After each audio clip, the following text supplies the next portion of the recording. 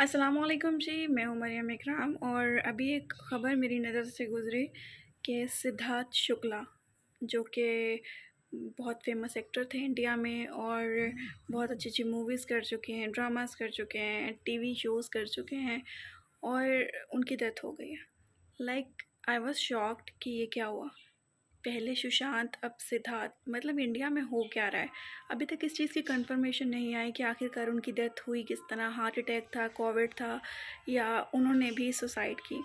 But देखा जाए तो मीडिया में ज़्यादातर यही होता है कि जिस तरह आप सीढ़ी ऊपर चढ़ते जाते हैं, आपकी डिप्रेशन बहुत ज़्यादा बढ़ती जाती है और फाइनली उसका नतीजा ये होता है कि इंसान सुसाइड कर लेता है। सिद्धार्थ का क्या केस है? क्या होगा? शहनाज़ गिल के साथ बहुत अच्छी दोस्ती थी, जैसे कि हम सब ने देखा उन्हें कि बिग बॉस के अंदर बहुत छाए हुए थे वो और लोग उन्हें बहुत पसंद करते थे, बहुत अच्छे डांसर थे, बहुत अच्छे एक्टर थे और हमने बहुत से ड्रामास देखे हुए हैं जिसमें सिद्धार्थ ने बहुत अच्छा जो है अपना रोल अदा किया।